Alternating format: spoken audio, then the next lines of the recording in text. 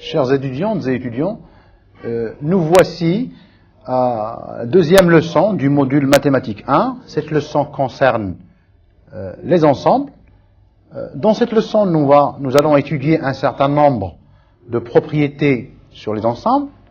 Quelque chose qui est très très important pour nous en mathématiques, c'est tout le langage ensembliste. Rappelez-vous que dans notre précédente leçon sur la logique, nous avons essayé de donner les bases d'un calcul propositionnel sur la logique. Et dans cette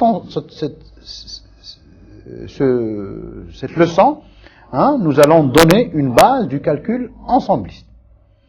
Alors, le sommaire est le suivant. D'abord, nous allons commencer par ensemble et élément. Qu'est-ce que c'est qu'un ensemble? Qu'est-ce que c'est qu'un élément? D'un ensemble, bien sûr. Faire des opérations sur les ensembles, puisque nous allons traiter les ensembles, pas en tant qu'eux-mêmes, mais en tant que faisant partie d'autres parties aussi d'autres ensembles. Donc, quelles sont les opérations que l'on va faire? Les parties d'un ensemble, les opérations sur les parties d'un ensemble, on verra tout ça. Alors, on commence par ensemble et éléments. On dira qu'un ensemble E, alors vous voyez ici, on note l'ensemble de E. Alors, généralement, l'ensemble, ça commence par petit e, donc généralement, on en dira grand E, c'est l'ensemble. Est constitué d'éléments, et qu'un élément petit a appartient à E, et ce qui est très important, c'est cette notation, A appartient à E, ou A n'appartient pas à E, et on écrit ceci. Alors, vous voyez, j'aurai, par exemple, mon ensemble, c'est 2 appartient à n, et j'aurai racine de 2 n'appartient pas à n. D'accord? Donc 2 est un entier, racine de 2 ne peut pas être un entier. Donc on peut faire d'autres exemples. Je prendrai deux ensembles E et F, ils seront égaux, avec l'intention égalité. Alors attention, ici égalité n'est pas l'égalité que au sens commun, comme nous le savons déjà. Nous savons qu'est-ce que c'est qu'un nombre réel égal à un autre nombre réel, ou un nombre entier naturel égal à un autre nombre entier naturel. Ici, la notation égalité, ça concerne tous les éléments d'ensemble. Alors, je dirais que E et F sont égaux, seraient notés, s'ils ont les mêmes éléments. C'est-à-dire, E contient 4 éléments, F contient 4 éléments, il doit contenir tous les mêmes éléments. Alors, par convention, on est obligé de faire appel à un ensemble qu'on appelle ensemble vide. C'est un ensemble qui contient aucun élément, donc ça peut être un peu paradoxal, un ensemble qui contient aucun élément, mais il est très très utile pour tout le langage ensembliste que l'on va développer. Alors, qu'est-ce que c'est que l'ensemble vide?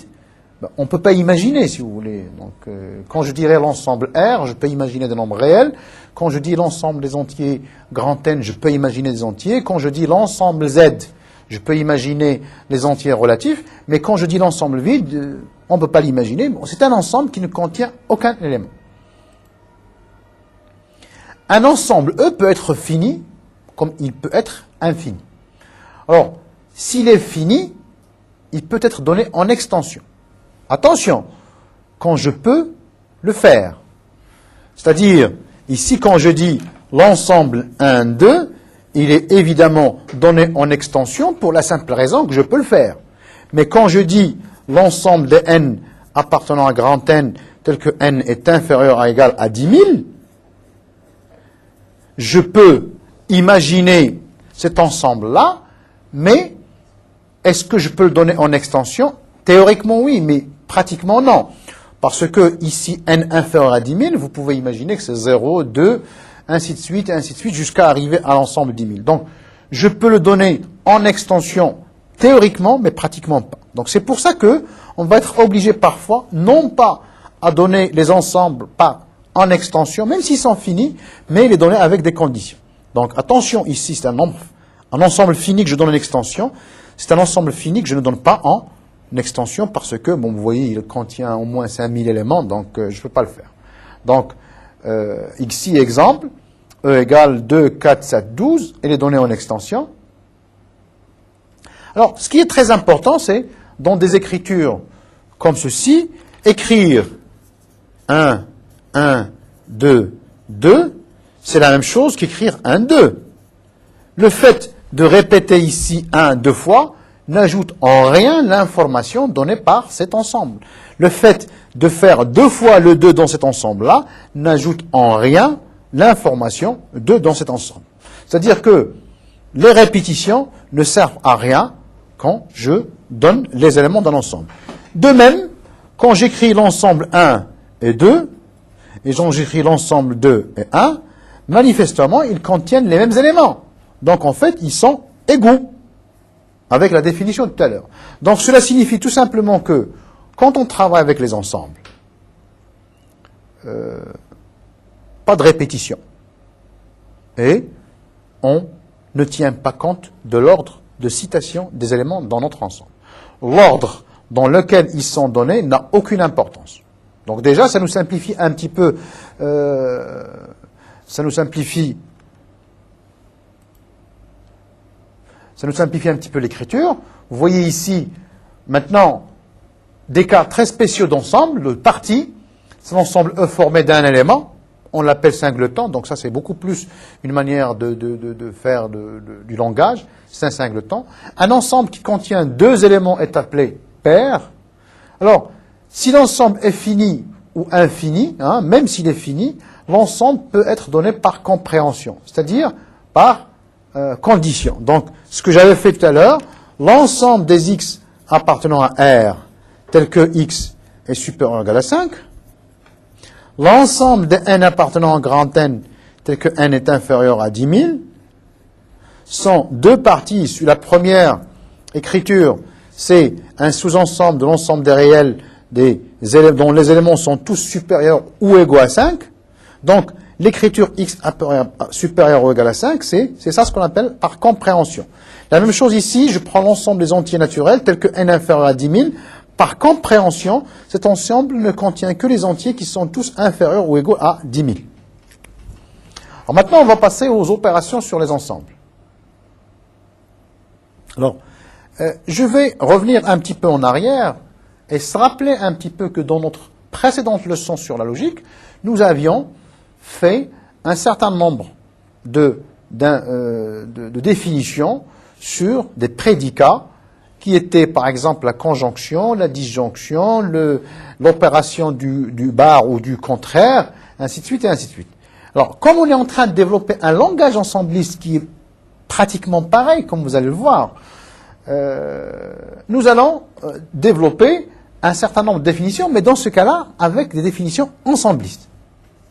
Alors, nous commençons par l'intersection et la réunion, bien sûr.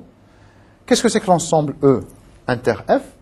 C'est l'ensemble formé des éléments, vous voyez, qui sont en même temps dans E et en même temps dans F. E union F, c'est l'ensemble formé des éléments qui sont dans l'un au moins des ensembles E et F.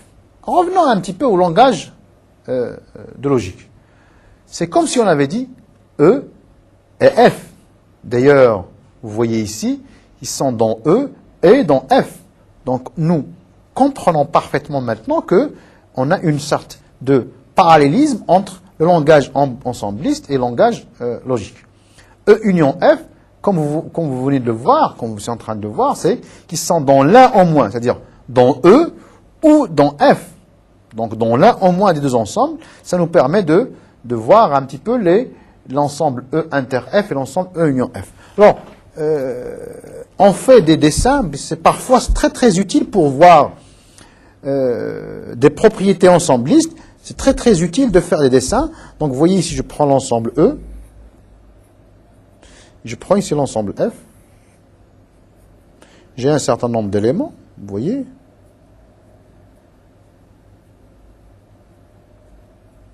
Comme vous voyez ici, j'ai un certain nombre d'éléments dans E.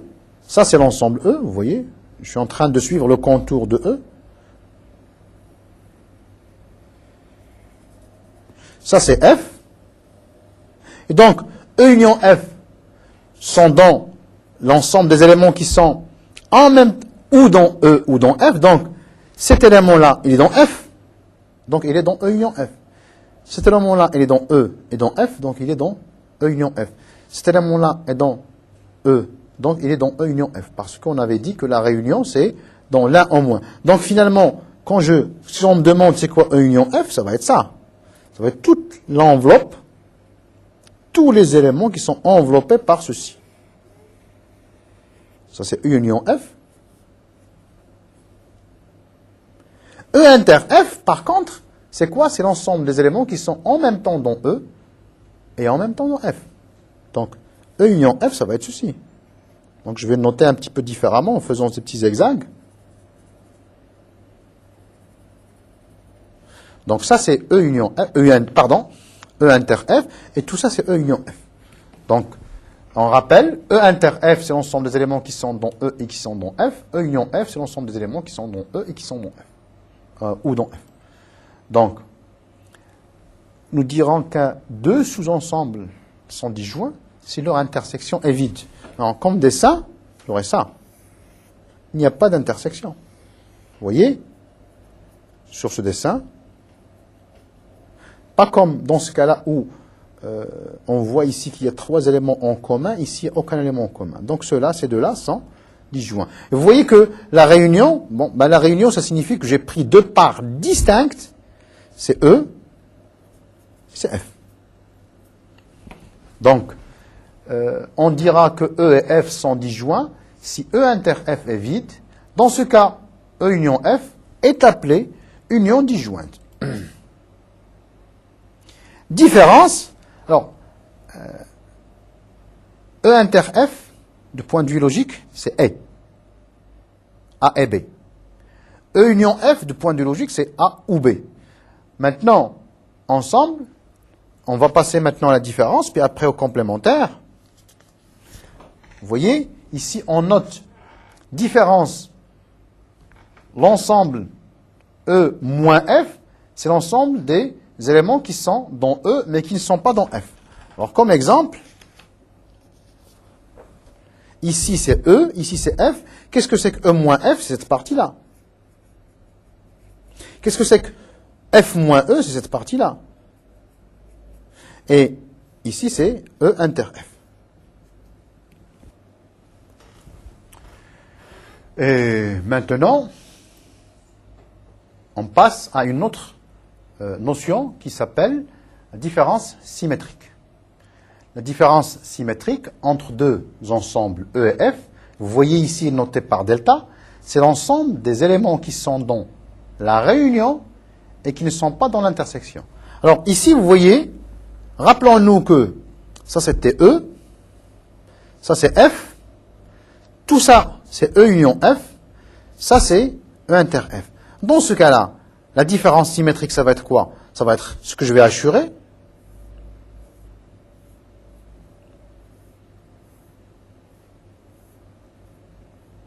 Dire tous les éléments qui sont dans la réunion sans être dans l'intersection. Quels sont les éléments qu'on a enlevés? On a enlevé uniquement ceux-là. En fait, on remarque que la différence symétrique, on remarque ici que E delta F, c'est E moins F union F moins E. La remarque, c'est que la réunion ici, elle est disjointe. La réunion est disjointe, puisque les éléments qui sont dans E ne sont pas dans F, les éléments qui sont dans F ne sont pas dans E, donc il ne peut pas y avoir d'éléments qui sont en commun. Donc ici, cette réunion est une réunion disjointe, comme on l'avait. Donc, répétons, c'est l'ensemble des éléments qui sont dans un ensemble, dans un seul des deux ensembles. Ils ne peuvent pas être dans les deux à la fois. Alors, définition. On veut savoir ce que c'est qu'un énuplet et le produit cartésien. C'est une notion aussi qui est très intéressante pour les ensembles. Je prends n ensembles qui sont indexés par un entier. Bien sûr, il faudrait que n soit supérieur à 2 pour dire j'ai un premier ensemble, un deuxième ensemble, un troisième ensemble, un quatrième, etc., etc. Donc j'ai E1, E2, En ensemble. Ces ensembles, comme remarque, peuvent être disjoints comme ils peuvent être égaux. Pas un problème. Définition. je prends un entier k, compris entre 1 et n, je prends un élément x qui est indicié par k. Alors, le fait d'être indicié par k, c'est tout simplement pour dire xk est dans ek. x1, le premier élément est dans le premier ensemble, le deuxième élément est dans le deuxième ensemble, le troisième élément est dans le troisième ensemble, etc., etc. Donc, x1 est dans E1, x2 est dans E2, xn est dans n. Alors, ceci est appelé n-uplet de composantes x1, x2, xn. Alors, ici, attention, l'ordre est très important. Quand je prendrai, par exemple, les paires 1, 2 et la paire de 1 sont différents. Ce n'est pas la même chose. Ça signifie que la première écriture que j'écris ici, c'est 1, la deuxième écriture, c'est 2. Donc, en fait, on parlera de coordonnées, si vous voulez. La première coordonnée, c'est 1, la deuxième coordonnée, c'est 2. La première coordonnée de 2, la deuxième coordonnée, c'est 1. C'est pas la même chose. Donc, il faut faire très attention quand on travaille avec les n-uplets de ne pas confondre. Alors que, on avait précisé pour les ensembles, quand j'avais pris l'ensemble 1, 2 et l'ensemble 2, 1, c'était pareil. Donc ça, ce sont des ensembles, ça, c'est des paires, des doublés. Donc attention, quand j'écris des paires, des n-uplets, l'ordre est très, très, très important. Alors, qu'est-ce que c'est que le produit cartésien de deux ensembles? Le produit cartésien de deux ensembles, c'est l'ensemble de tous les n-uplets que je peux fabriquer à partir de ces ensembles. Donc, je prends un x1 dans E1, tous les x1 possibles, je prends tous les x2 possibles dans E2, je prends tous les xn possibles dans En, ça va former un ensemble que j'appelle produit cartésien. Maintenant, on va travailler et parler de ce que sont les parties d'un ensemble. Définition, je prends deux ensembles, on dit qu'un ensemble F est inclus dans un ensemble E, pour exprimer que tous les éléments de F sont également éléments de E. Alors, de point de vue, alors, pour les ensembles, moi je vous invite, chers étudiantes et étudiants, à toujours faire des dessins pour mieux illustrer ceci. Alors, ça c'est mon ensemble E, et ça c'est mon ensemble F. Par exemple, ces éléments-là sont tous dans E, et ça aussi sont dans F, et celui-là, ce sont tous dans F. Les éléments de F sont tous des éléments de E. On dit que F est une partie de E. Alors, c'est une notation dont on parlera, dont on utilisera souvent, c'est P de E, c'est l'ensemble de toutes les parties de l'ensemble E. Opération sur les ensembles. Bon, pour les opérations sur l'ensemble, donc ici, il faudrait quand même qu'on se rappelle un petit peu le calcul sur les prédicats que l'on avait développés dans notre précédente leçon de la logique. J'ai des variables x. Alors pourquoi ici on va avoir des variables? Tout simplement, ça va tout simplement faire des éléments d'ensemble. Donc ce sont des variables. A de x, B de x sont deux prédicats basés sur E. Alors, je prends x dans E, A de x dans E, B de x. Alors, on va illustrer ceci. Je prendrai l'ensemble des x dans R, tel que x est inférieur ou égal à 5. Je prends l'ensemble des x dans R, tel que x est supérieur ou égal à 3. Donc, si je veux faire, ça c'est A de x,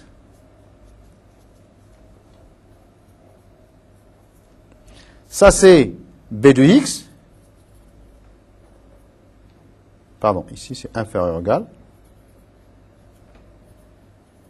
Alors, A de x inter B de x, ça va être x supérieur ou égal à 3 et x inférieur ou égal à 5.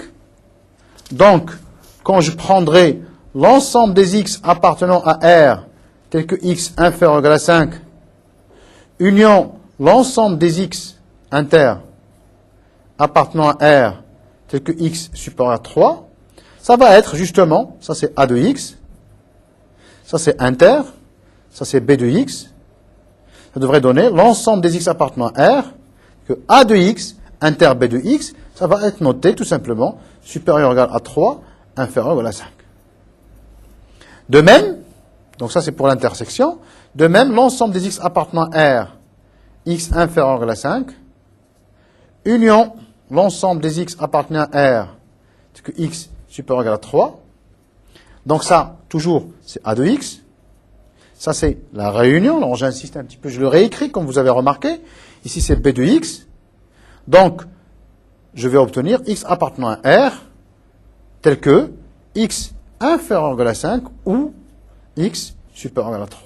Remarquez donc que cette opération un petit peu de calcul de prédicat de logique se réécrit avec l'ensemble des parties sur un langage ensembliste sur les parties d'un ensemble E.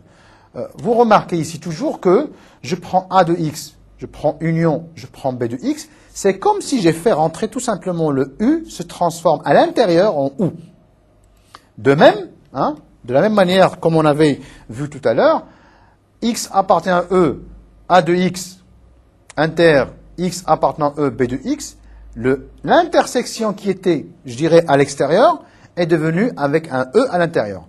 Donc, j'insiste un petit peu pour dire que tout le langage propositionnel de prédicat va très très bien avec notre langage ensembliste. Finalement, c'est comme si j'ai rappelé au début de cette leçon, le ou la disjonction correspondent à la réunion d'ensemble, le et ou les conjonctions correspondent à l'intersection d'ensemble. Maintenant, on peut aussi définir le complémentaire de E. C'est de la même manière que comme pour au départ, c'est dire, je prends l'ensemble des x appartenant à E, A de x. C'est quoi son complémentaire? C'est l'ensemble de x appartenant à E, non A de x. Alors, ça, c'est ce qu'on appelle le complémentaire de E, dans E. Alors, de point de vue logique, on voit, je prends l'ensemble des x appartenant à R, x inférieur ou égal à 5. C'est quoi son complémentaire? Son complémentaire, ça va être tout simplement, complémentaire,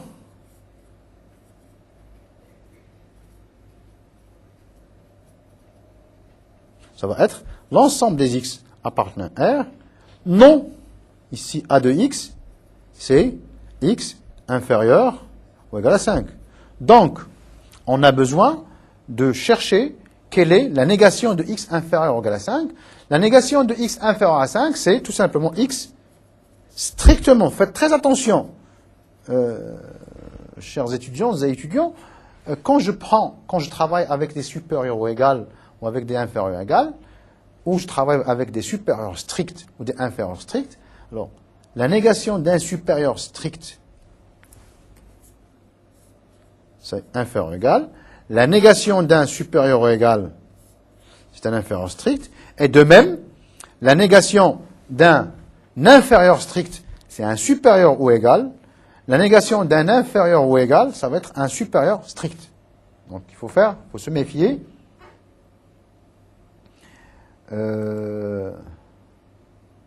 Alors, je prends trois ensembles,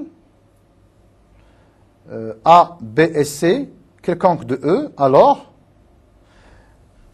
on a de même, exactement pareil, c'est toujours, on voit un petit peu ce parallélisme entre le langage des ensembles et le langage des prédicats logiques. A bar égale à A. C'est-à-dire que quand je passe au complémentaire, je fais le complémentaire du complémentaire est égal à A, et ceci n'est ni plus ni moins que ce qu'on avait fait, non A était synonyme, rappelez-vous, dans le langage prépositionnel. Donc ici, A, bar, c'est égal, puisque maintenant, pour les ensembles, l'égalité correspond à la synonymie des... Donc vous voyez, A bar égale à A.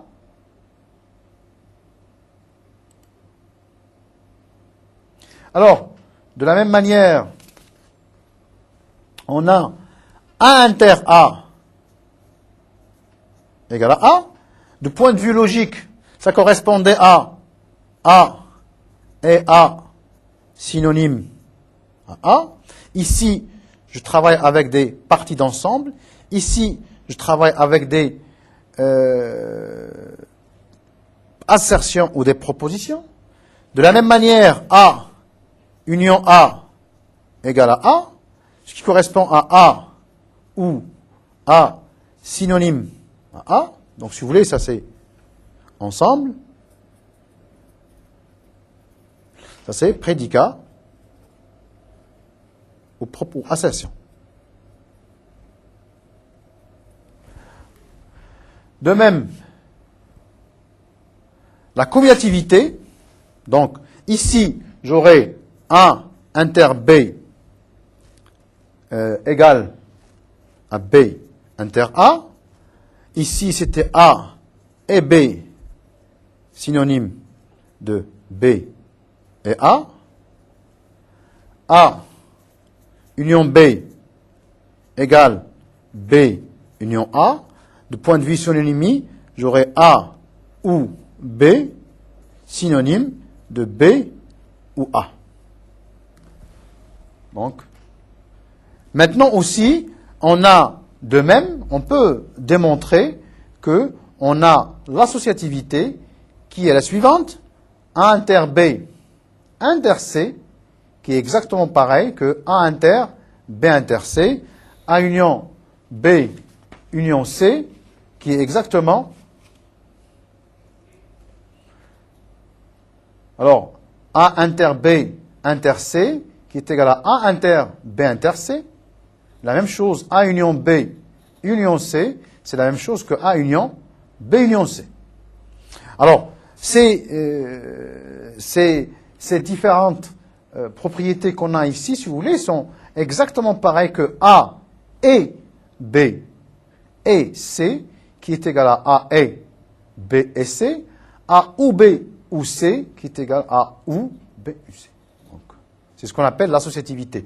Commencez par prendre les deux premiers ensembles A et B, et puis le troisième, intersecter le premier, le deuxième, puis le troisième. Ça se ramène à intersecter le premier, ensuite le deuxième et le troisième. De la même manière, réunir A et B, puis C. Donc vous voyez, je marque un temps d'arrêt, A et B, puis C. C'est la même chose que réunir A, puis B et C. Alors, distributivité, de la même manière, comme on avait fait, remarquez ici que on a A inter B union C, c'est exactement égal à A inter B union A inter C. Qu'est-ce qu'on remarque aussi? De la même manière que pour le calcul propositionnel, on a ici, en fait, du point de vue assertion, on a le et ici, on a le ou. Donc, c'est le et qui se distribue, vous voyez, il se distribue sur... Vous avez ici le B union C, et à l'extérieur, vous avez l'intersection. Rappelez-vous que A inter, c'est très très important, ça peut paraître un petit peu... pas très important, mais en fait, ça l'est, parce que quand si on fait des erreurs, ben, ça se rattrape plus après. A inter B union C, c'est A inter B union A inter C. De la même manière, A union B inter C, c'est A union B inter A union C. Et ce qui est très important, donc là j'insiste absolument sur ces notions de dualité, parce que finalement dans la plupart de nos démonstrations, dans la plupart de nos calculs, ben, on va utiliser des intersections, des réunions, puis surtout comme on l'avait aussi précisé, des démonstrations, des preuves par contraposées, des preuves par l'absurde, où on est obligé de passer au complémentaire. Donc, le complémentaire de l'intersection, c'est la réunion des complémentaires. Très important. Donc, on peut faire un dessin en disant, j'ai, ça c'est A, c'est B, si vous voulez, ça c'est A, c'est B, donc voilà, ça c'est l'inter B. Alors, qu'est-ce que c'est que le complémentaire de l'intersection? C'est la réunion des complémentaires. Quel est le complémentaire de A? C'est tout ce qui est, donc je assure A inter B. Alors, où est le complémentaire de A? C'est tout ce qui n'est pas dans A. Donc ça, c'est complémentaire de A. Donc, entre autres, il englobe tout ceci. D'accord? Le complémentaire de B, c'est de la même manière, il englobe la partie A. Et donc, le complémentaire de A inter B va être quoi? Va être tout ce qui est à l'extérieur de cette partie-là. Donc, ça signifie tout ce qui est à l'extérieur de A ou tout ce qui est à l'extérieur de B. Donc, égale A union B, le complémentaire. Et donc, par passage au complémentaire, l'intersection devient réunion. Et comme on le remarque aussi ici, on aurait pu voir A union B complémentaire. Alors, A union B complémentaire, c'est tout ceci. Donc, c'est tout ce qui était à l'extérieur de A, intersecté avec tout ce qui est à l'extérieur de B. Donc, en fait, tout ce qui est en dehors. Donc, ça nous donne A bar, inter, B bar. Alors, nous venons ici à chose qui est très importante, c'est que, comme vous vous rappelez au début de la leçon, on avait introduit un ensemble qu'on appelait l'ensemble vide. Alors, entre autres, son utilisation va paraître dans notre traitement vis-à-vis de la réunion, vis-à-vis de l'intersection, et ça nous permettra de faire beaucoup de propositions un peu logiques concernant les ensembles. La réunion de A avec l'ensemble vide ne change en rien, puisque c'est évident. Je prends un ensemble avec un certain nombre d'éléments auquel j'adjoins un ensemble qui n'a pas d'éléments. Donc les éléments ne changent pas. Donc évidemment, il y a égalité. A inter vide est égal à vide. Pourquoi? Parce que ici, je prends un ensemble avec un certain nombre d'éléments que j'intersecte avec un ensemble qui n'en a pas. Manifestement, l'intersection n'en contiendra pas. Alors, maintenant, si A inter B égale à vide, ça équivaut que A inclus dans B bar. Mais aussi, donc, on peut aussi dire A inter B égale à vide, ça équivaut à dire que A est inclus dans B bar, mais ça équivaut aussi à dire que B est inclus dans A bar. Pourquoi? Parce que, tout simplement, même si on n'avait pas écrit ceci ici, on avait A inter B égale à B inter A. Donc, en fin de compte, on a démontré une proposition, c'est que A inclus dans B bar, ça équivaut B inclus dans A bar. Pourquoi? Parce que A inter B égale à vide. De la même manière, pour les ensembles pleins, alors ensemble plein, c'est l'ensemble tout entier, on aura A inter. Alors, rappelons que A est une partie de E. Donc, les éléments de A sont automatiquement des éléments de E. Donc, l'intersection, c'est les éléments en commun. Alors, les éléments en commun, ça va être les éléments de A. Et la réunion A union E, ça va être exactement égal à E, puisque, finalement, le maximum d'éléments qu'il y a, ce sont les éléments de E. Alors, A union B égale à E va équivaloir à B inclus dans A bar. Et de la même manière, comme on l'avait dit tout à l'heure, B union A égale à E va être équivaut à dire que A est inclus dans B bar. Rappelez-vous donc finalement que la même chose, A inclus dans B bar équivaut B inclus dans A bar. On retrouve maintenant cette propriété-là, non plus grâce aux intersections, mais grâce aux réunions, pour montrer en fait que l'opération passée entre l'intersection et la réunion, en fait, est presque la même. Alors, maintenant, quelques propriétés de l'inclusion. A égale B, ça signifie que A est inclus dans B et en même temps B inclus dans A. Donc vous voyez, c'est-à-dire dire que deux ensembles sont égaux si seulement si ils sont inclus l'un dans l'autre. Alors, toujours, A inclus dans B, équivalent B inclus dans A. A union B est inclus dans C, équivaut à dire que A est inclus dans C et B inclus dans C. Ça, c'est très important. Si vous voulez dire que vous avez ça c'est C, ça c'est A, ça c'est B. Alors, j'ai déjà fait, dès le départ, en fait, j'ai déjà montré ici que A est inclus dans B. Donc, dire que pour pouvoir faire ce dessin, j'étais obligé de mettre A à l'intérieur de C. Et pour mettre B à l'intérieur de C, pour que je puisse exprimer que, tout simplement, que A union B est inclus dans C, ça équivaut que A est inclus dans C et. Donc, c'est très important. Vous voyez, A inclus dans B et. De même, A inclus dans B inter C équivaut à dire que A est inclus dans B et A est inclus dans C. Donc, ça c'est B, ça c'est C, et donc ça c'est A. A, donc, vous voyez, en assuré ici, c'est l'ensemble B inter C. Pour que A soit inclus dans B inter C, il faut que A soit inclus dans B et en même temps inclus dans C. Donc ça, c'est propriétés relatives aux inclusions. Alors, évidemment, on peut obtenir exactement pareil, donc ça, on peut le laisser pour les étudiants, ou chers étudiants et étudiantes en exercice, c'est reprendre les mêmes propriétés, mais avec passage complémentaire. Alors, qu'est-ce que cela va signifier? Tout simplement que chaque fois que j'aurai des intersections, elles passeraient par complémentaire aux réunions. Chaque fois que j'ai des réunions, j'aurai par passage complémentaire des intersections. Et enfin, ça, on a gardé un petit peu le plus gros morceau, si vous voulez, que la différence symétrique. Alors, la différence symétrique, elle joue un rôle très très important un petit peu pour les ensembles. G, la différence symétrique est dans un certain sens commutative.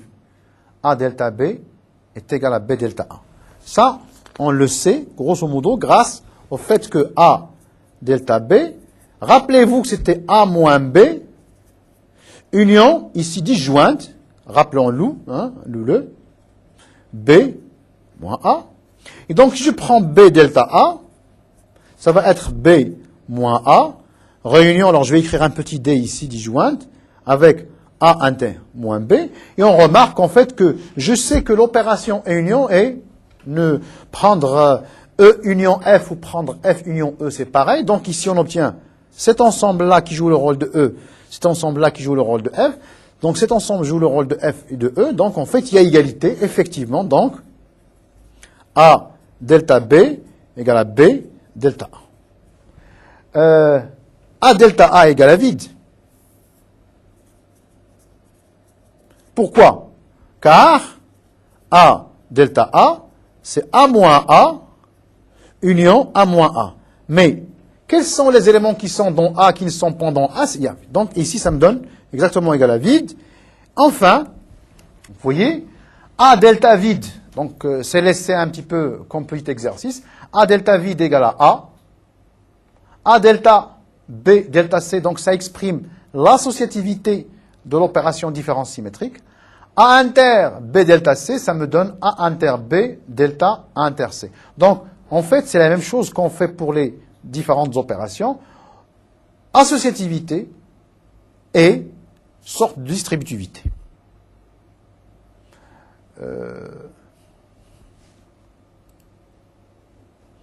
Alors, maintenant, on a fini cette leçon numéro 2, l'ensemble. Et puis, pour plus d'amples renseignements, pour des exercices, pour des cours, veuillez connecter au site Netuno et cliquez sur Mednet U Project. Merci.